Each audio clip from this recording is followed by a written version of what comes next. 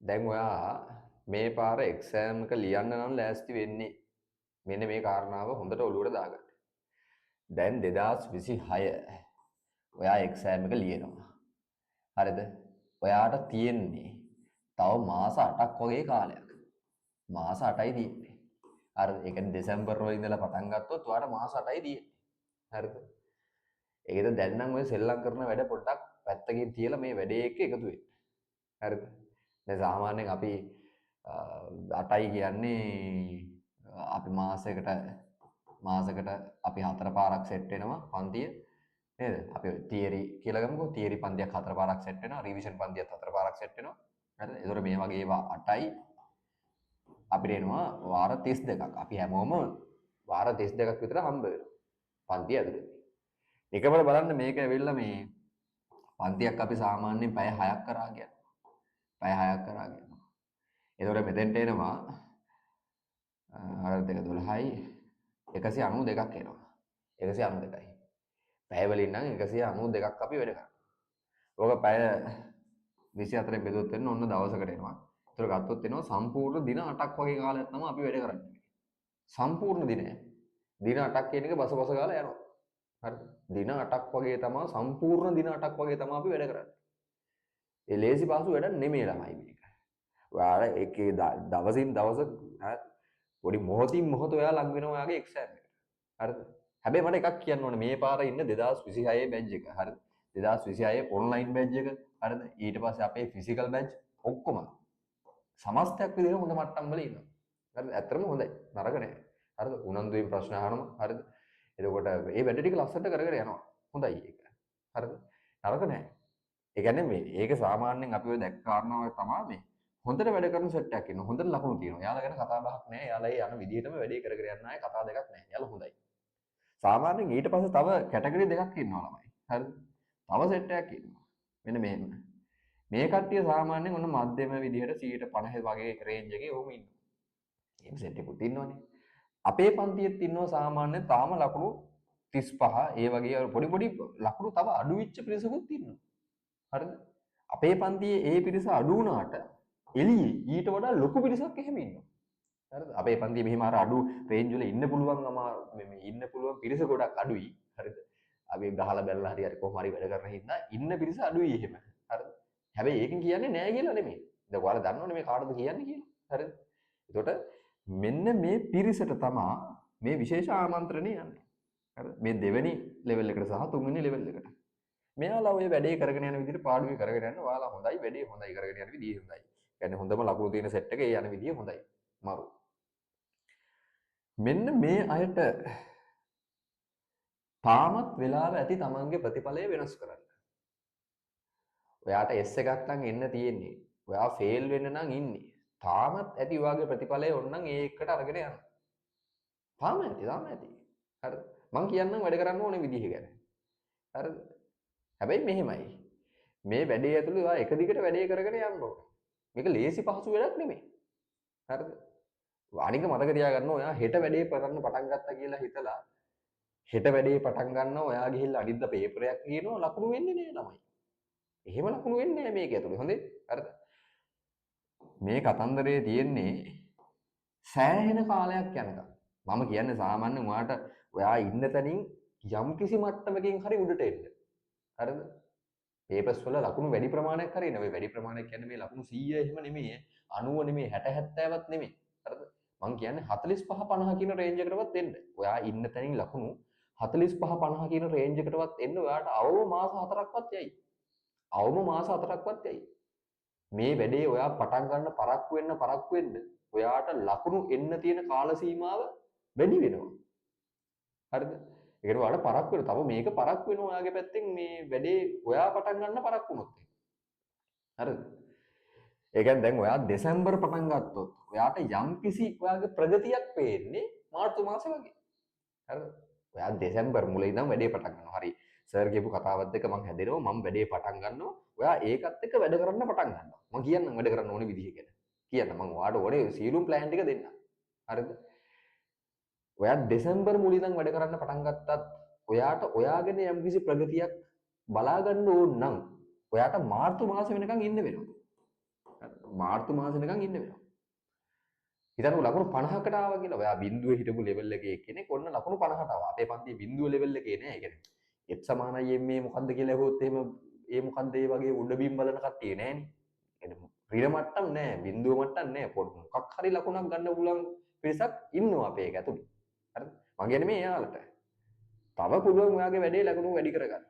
ඔයා හිතන්නේ ඔයාගේ ලකුණු 50ට වැඩි කරගන්නවා කියලා. මම මේක තමයි මේ පුරුපුණා කියන්නේ. ඔයාට මාස 4ක් විතර යනවා වැඩේට. එක පාට මේක වැඩි වෙන්නේ නැහැ. මෙහෙම තියෙන්නේ. මෙහෙම යන්නේ. මෙහෙම යනවා වැඩි වෙනවා අඩු වෙනවා වැඩි වෙනවා. ඔහොම ගිහලා තමයි එක පාට වැඩි වෙන්නේ. ඉතින් ඕක තමයි මේ යන කාලේ. හරිද? ඕක තමයි යන කාලේ. ඒ ටික ඉවසගෙන එක දිගට වැඩ කරන්න ඕනේ. ඔයාලා ඇත්තටම පුළුවන් මේ වැඩේ වෙනස් කරන්න. කාලය අඩුයි තමයි. හරිද? හැබැයි මේ වැඩේ ඔයාලා කරන්න පුළුවන්. දැන් පිස්සු කෙල්ල හරියන්නේ නැහැ. ඔය විශේෂයෙන්ම මෙන්න මේ තත්ත්වයේ ඉන්න ෆස්ට් අයි ළමයි ටික දැන් වැඩ කරන්න පටන් ගන්නවා. ඊට පස්සේ ඊළඟ සෙට් එක මොකද? මේ පාර එක්සෑම් කරලා Tamanට ඕන විදිහට යම්කිසි ප්‍රතිඵලයක් ගන්න බැරි වෙන සෙට් එකක ඉන්නවනේ. එයාලත් මේක ඇතුළේ වැදගත්. හරිද? එයාලත් මේ වැඩේ කරනවා නම් ප්‍රතිඵල ආවට පස්සේ මේ වැඩේ කරන්න පටන් ගන්න එපා ඈ. අවුල් වෙනවා වැඩේ. හරිද? මං කියන්නේ දෙසැම්බර් වල ඉඳලම වැඩ කරන්න පටන් ගන්න. ටයිම් ටේබල් එකක් ඇතුව වැඩ කරන්න පටන් ගන්න. Tamanට තනියම කරන්න බැයි නම් එක්ක පේපර් ක්ලාස් එකකට හරි යන්න. තමන්ගේ තීරිය අඩුපාඩුයි කියලා තේරෙනවා නම් ෆස්ට් අයි ළමයි ටික. ඒ කියන්නේ 25 පළවෙනි පාඩම ලියපු ළමයි ටිකගේ ෆස්ට් අයි ළමයින්ගේ තීරිය අඩුපාඩු කියලා තේරෙනවා නම් රිවිෂන් පන්තියකට අපි සෙට් වෙන්න. හරි? හරියට උගන්වන රිවිෂන් පන්තියකට හරි සෙට් වෙන්න. දැන් අපේ ඔන්ලයින් රිවිෂන් පන්තිය නම් සාමාන්‍යයෙන් සතියේ දවස් දෙකක් යනවා. හරිද? ඒව ගැන මම විස්තරයක් පස්සේ කියන්න. හරිද? දැන් ඉස්සෙල්ලා මේක අහගෙන ඉන්න. හරිද?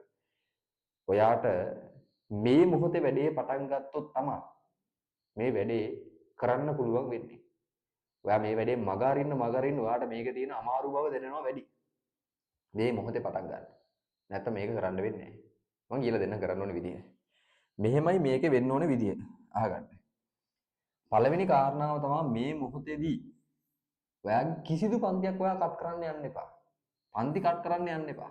විශේෂයෙන් මගේ පන්ති නම් කට් කරන්න යන්න මෙපා. ඔය පන්ති පේස් හේතුවක් හෝ මොනවා හරි අනම්මනම් හේතු හින්දා හෝ වෙන ප්‍රශ්න හේතු කරගෙන පන්ති කට් කරගන්න යන්න එපා. කිසිදු හේතුවක් වාගේ පන්ති කට් කිරීමට භාජනය කරගන්න එපා. හරිද? පාටියක් වේවා, මළගයක් වේවා, යාළුවොත් එක්ක කොහේ හරි යනවා හෝ මොකක් හරි මොනවා හරි දේවල්. ඒ හේතු කිසිම දෙයක් ගන්න එපා ඔයාගේ පන්ති කට් වීමට. පළවෙනි එක ඒක. අඛණ්ඩව වැඩේට සම්බන්ධ වෙන්න.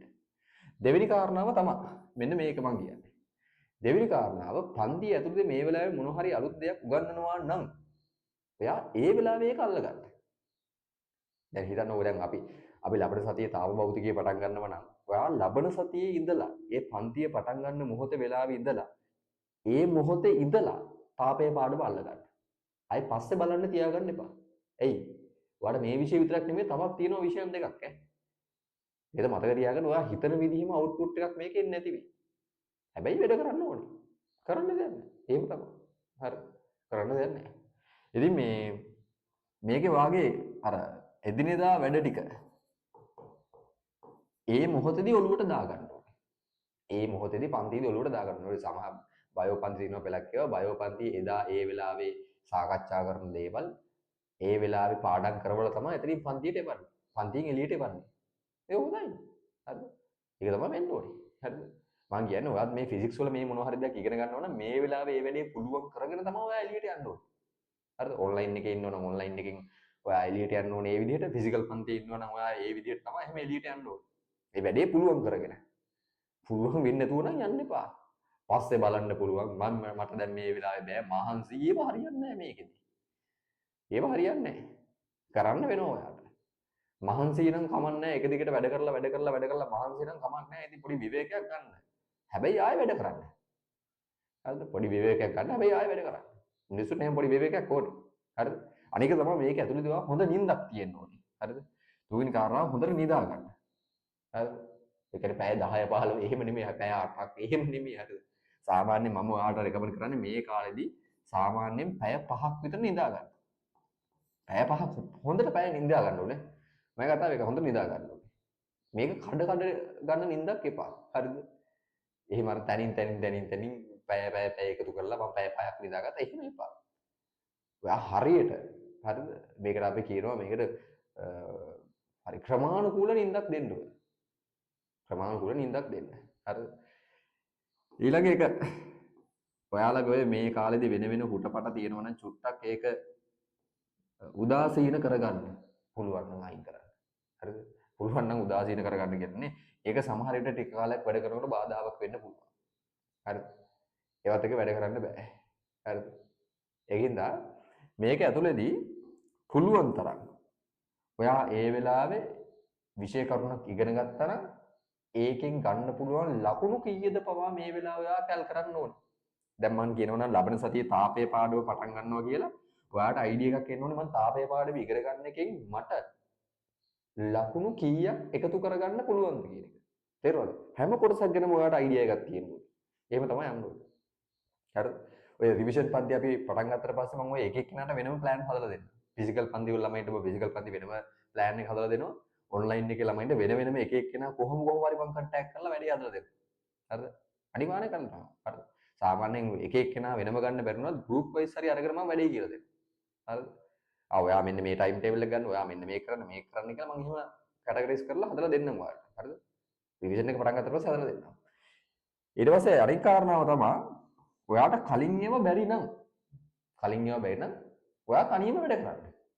තනියම වැඩ කරන්න හයියක් නැත්නම් රිවිෂන් පන්තියකට සෙට් වෙන්න. හරිද? තනියම වැඩ කරන්න බැරි නම් රිවිෂන් පන්තියකට සෙට් වෙන්න. හරිද? මම ඔයාලට කියන්නේ ඔය අහපුව රිවිෂන් පන්තියකට එන්න ඕන ඕනේ ෆිසිකල් වලට වෙන නටන්න ඕනේ නැහැ. ඔන්න ඔන්ලයින් එකක් තියෙනවා. ගෙදරට වෙලා පාඩුවේ වැඩ කරගන්න පුළුවන්. හරිද? මම එදා ඔය ෆිසිකල් පන්තියේ කතා කරේ කොහොමද? ඒ විදිහටම තමයි අදත් කතා කරන්නේ. ඒකින්ද ලොකු කේස් එකක් වෙන්නේ නැහැ මේක ඇතුළේ. හරිද?